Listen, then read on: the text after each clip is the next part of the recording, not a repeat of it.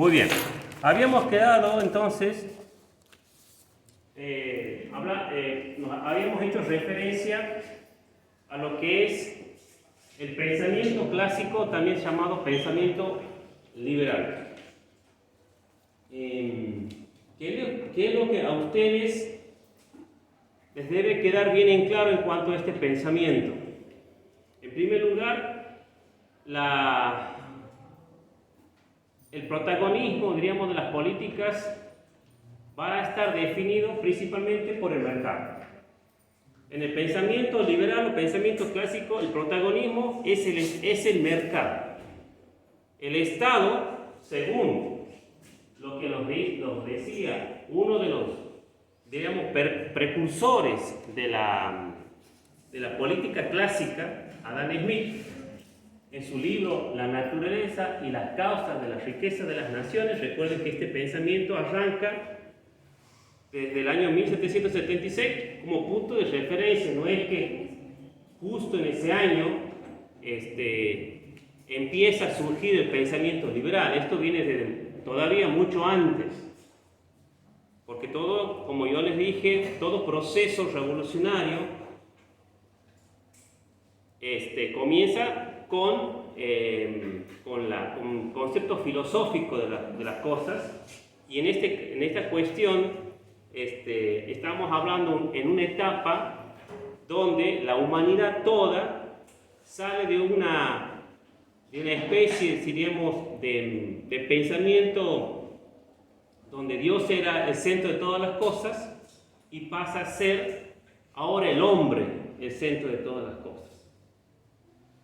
Y cuando digo que el hombre pasa a ser el centro de todas las cosas, hablo de la ilustración, del iluminismo, el llamado siglo de las luces, que es el famoso siglo que considera que el hombre es libre de pensar y de actuar de acuerdo a la razón.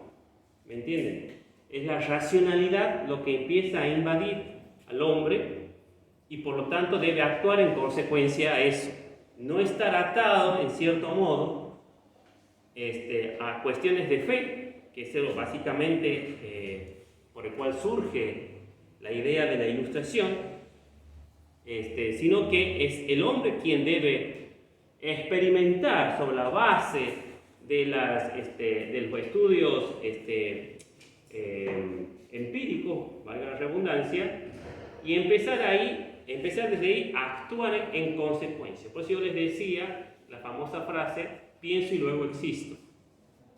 O sea, el hombre es centro de todas las cosas y por ende la razón pasa a ser, diríamos, lo primordial.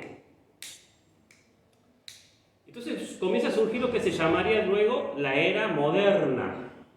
La era moderna, ¿por qué? Porque pasamos según el pensamiento, por supuesto, desde la mirada de la ilustración, pasamos de una edad oscura, que es la Edad Media, a una edad de las luces, se llama edad de las luces, en contraposición a lo que ellos consideran la edad oscura, la Edad Media, y por lo tanto empieza desde ahí el hombre a sacarse los prejuicios y a empezar a utilizar la razón y empezar a surgir y a crear las nuevas teorías, como el materialismo, el naturalismo, y dentro de lo que es las teorías económicas, el liberalismo.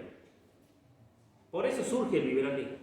Pero necesitaba de algún hombre que pueda de alguna forma explicar todo esto que les estoy diciendo desde el campo de la economía, y surgió ese hombre, y era Adam Smith, con el libro La riqueza de las naciones. ¿Por qué lo pone al Estado en un papel secundario, vamos a decirlo de esta manera? Porque en ese momento el Estado, antes de lo que la ilustración llamaba la edad oscura, el Estado tenía el poder, el Estado decidía qué es lo que había que hacer, qué es lo que tenían que hacer, qué tipo de comercio iban a realizar los vasallos, qué tipo de comercio iban a realizar lo que en ese momento empezaba a surgir lo que luego sería la burguesía comercial, pero era el Estado el que decidía todo. Entonces, esas ataduras para la ilustración deberían terminar. Y es el hombre quien debería fijar las reglas del juego en el comercio, el mercado. Por eso dice que las naciones, las verdaderas riquezas de las naciones, no surge de lo que pueda decir un déspota, sino surge de las reglas perfectas de competencia. Es el pensamiento básicamente de las teorías liberales. De Estado debe dejar pasar. Laissez-faire, laissez-passer. Los tributos, que para los liberales los tributos eran como una especie de carga, una especie de castigo, debe ser restringido, porque es quitarle riqueza a las personas. O sea, si el Estado tiene que funcionar, que cobre tributos, pero que sean los mínimos y los indispensables. Debe afectar de la menor manera posible los precios de mercado. ¿Por qué? Porque los tributos alteran el precio de los bienes. David Ricardo, otro pensador también del pensamiento clásico liberal, en sus obras Principios de Economía Política y Tributación, marca esto, de que el tributo en definitiva es un elemento que altera el precio de los bienes, por lo tanto tiene que estar restringido. Tiene que haber un equilibrio presupuestario. El Estado no puede gastar lo que quiera.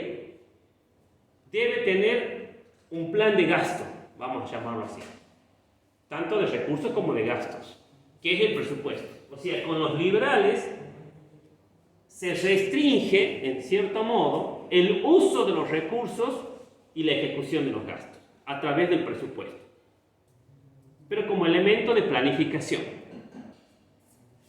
donde los déficits y los superávit son anormales. Sí. ¿Por qué son anormales? Porque si hay déficit presupuestario, significa que el Estado está gastando de más que lo que recauda. Y si hay superávit, es a la inversa, significa que está recaudando de más, le está quitando de más dinero o riqueza a las personas. Entonces, siempre bajo el concepto de libertad. El tributo, en cierta manera, restringe libertades, porque es lo que le sacas a ese individuo y le impides a ese individuo a poder utilizar ese peso que vos le saques para usarlo en lo que quiera hacer. Entonces es una manera de decir que hay que cobrar lo justo para no quitarle ciertas libertades de consumo, por ejemplo, por parte del individuo, ¿no? Coexistencia de dos tipos de erogaciones públicas: las erogaciones ordinarias y las erogaciones extraordinarias. La ordinaria financiada solo con los tributos y recursos patrimoniales, no entra el endeudamiento.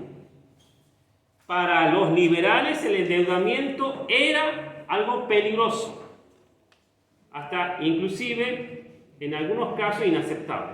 Eso de alguna manera iba a ser refutado por Keynes, para los liberales de esa época me refiero, no para los liberales de ahora, que lo han visto bastante lucrativo el endeudamiento. Pero para la época de Adam Smith, el endeudamiento era una forma de atarse más. Es como que se ataba más el Estado y restringía más al mercado.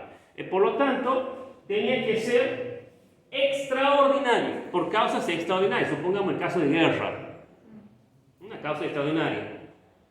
Si hay una guerra, bueno, se justifica que el Estado necesite recursos por fuera de lo que son los ordinarios, o sea, por fuera de los tributos y de los recursos patrimoniales, se puede requerir al endeudamiento. Pero no se puede requerir el endeudamiento para equilibrar un presupuesto operativo, por ejemplo, de gastos operativos. Entonces, Eso es importante que lo tengamos bien en claro. Eso en general lo que hace referencia el pensamiento liberal.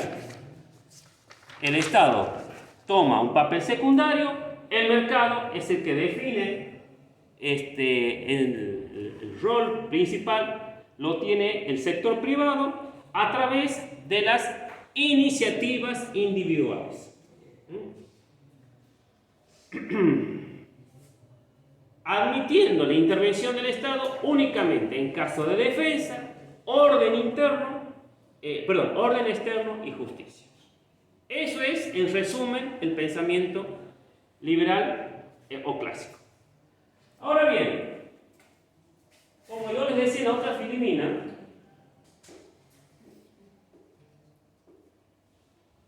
en oposición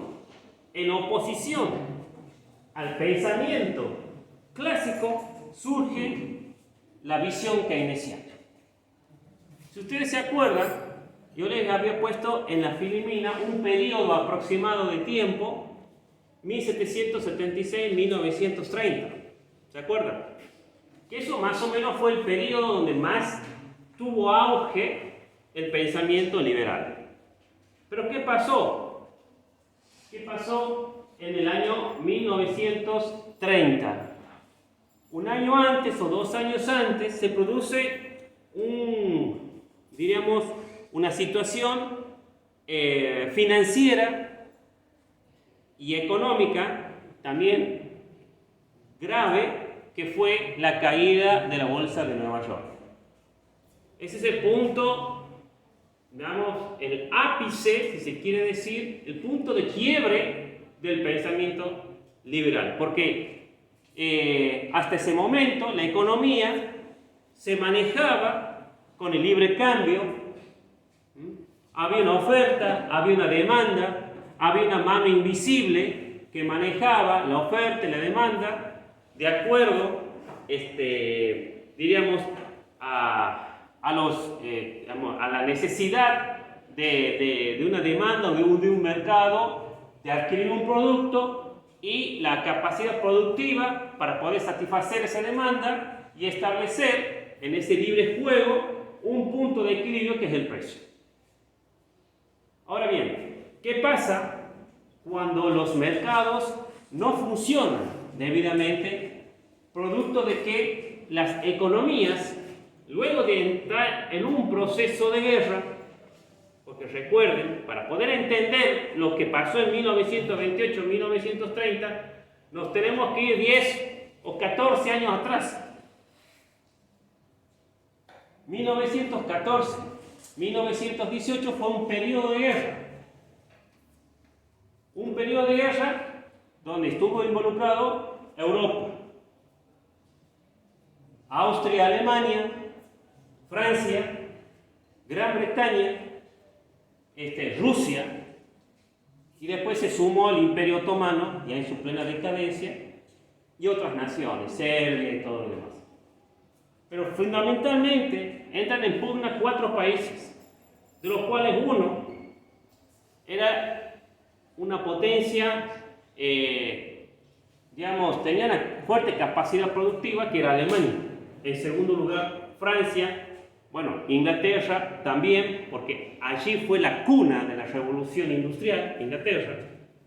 El concepto de taller, de los talleres textiles y todo lo demás, y de la división internacional del trabajo surge de Gran Bretaña. Pero hay una guerra, producto, diríamos, en cierto modo, de las tensiones entre las monarquías. Entonces, a consecuencia de eso, y a consecuencia de que los países estos entran en guerra, sus economías tienen que transformarse. De pasar a producir autos, ahora tienen que producir tanques. De pasar a producir elementos de escritorio, balas, bombas. Entonces, toda una modificación absoluta de su economía. Y como toda guerra, al afectar recursos, se afecta tantos recursos y el Estado gasta, porque es el Estado que tiene que gastar, al finalizar la guerra, todos los países, inclusive Gran Bretaña, sufren una gran recesión económica. Entonces, ¿qué es lo que ocurre?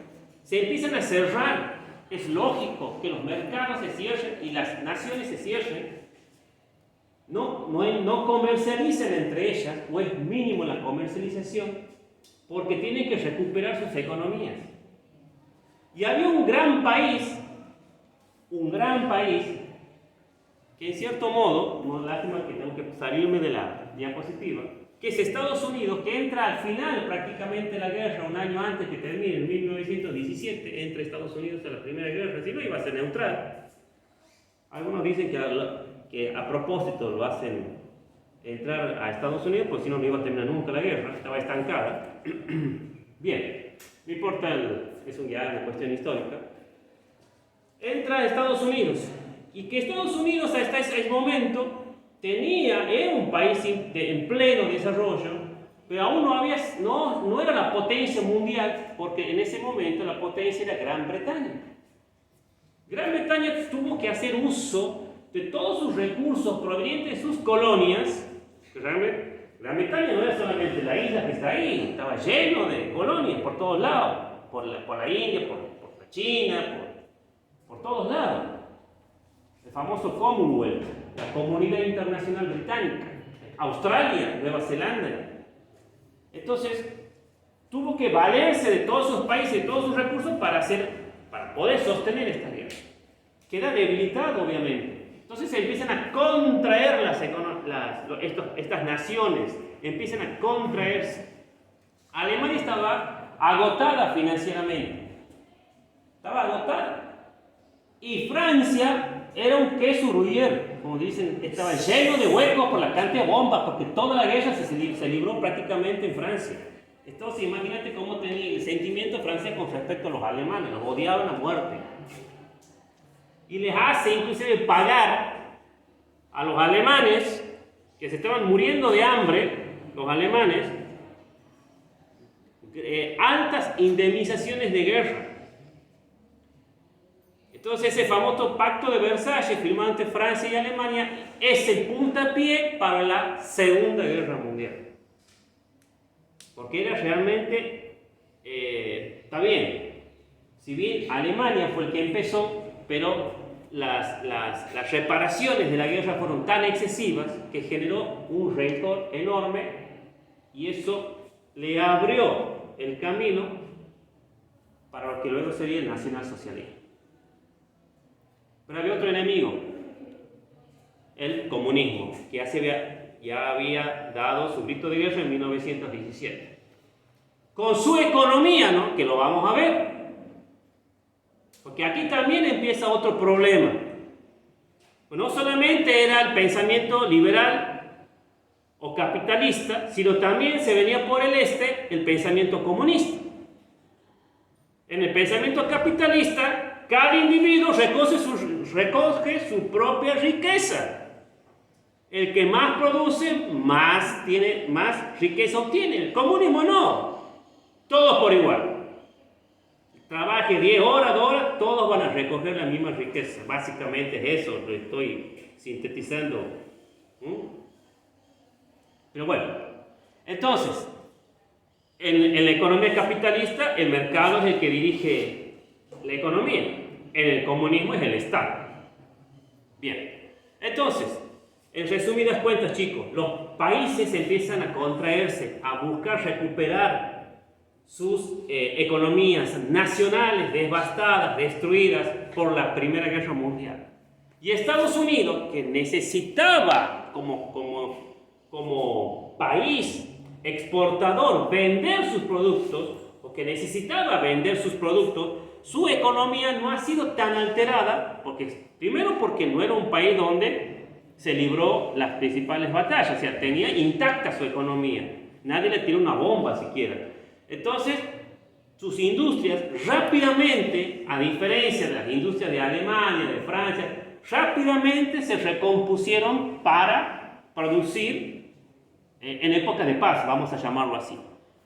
Pero claro, ¿a quién vendemos? Porque con el mercado interno, con el mercado interno de Estados Unidos aún no era suficiente para sostener toda su maquinaria económica, toda su capacidad económica, todo su poder económico. Tenía y necesariamente debía recurrir a los mercados externos. ¿Y quién iba a comprar? Si Gran Bretaña estaba lidiando y se había encerrado con sus colonias. Alemania tenía que pagar altas indemnizaciones. Francia estaba devastada. No existía la China de ahora que le compra alimentos a todo el mundo. China estaba recién empezando la revolución con Mao Zedong. Entonces, empieza a haber un problema interno en Estados Unidos, porque no podía vender todos sus productos, no los podía vender, empieza a haber stock, y las fábricas empiezan a bajar la producción, empieza a haber una recesión económica, y al bajar la producción, ¿qué hacemos con la gente? Y lo despedimos, lo tenemos que despedir. ¿Por qué? Porque como les decía, los mercados se cerraron y en Estados Unidos el mercado es el que manda, según las teorías clásicas, el mercado es el que tiene que solucionar el problema, el Estado no puede intervenir o no debe intervenir. Y entonces ahí se produce lo que se llama una situación de depresión económica en Estados Unidos, fábricas que cierran o fábricas que echan gente, colas de gente desempleadas buscando trabajo, colas de gente cobrando un subsidio, no estos planes trabajar, estos inventos argentinos, no, un subsidio que te duraba un tiempo y chao, después arreglátela y que Dios te ayude, ¿no? Es así.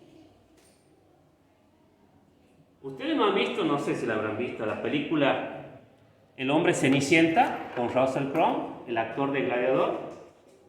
Él hace el boxeador, basado en sus hechos reales, ¿no? Basado en sus hechos reales. El hombre Ceniciento es un boxeador de apellido Braddock. Un hombre que ya estaba casi en los finales de su carrera, y justo termina ya prácticamente de competir, ya tenía un cierto nivel económico, vamos a llamarlo así, cuelga los guantes, y no se dedica más a boxear, se dedica a su familia y todo lo demás. ¡Pum! Le cae la depresión económica y la familia, claro, tipo, ya había dejado de boxear, nadie lo llamaba para boxear. Para como ya tenía problemas, lo veían un hombre viejo, los 28 años, ¿no? Para boxear. Lo veían un hombre viejo. Entonces,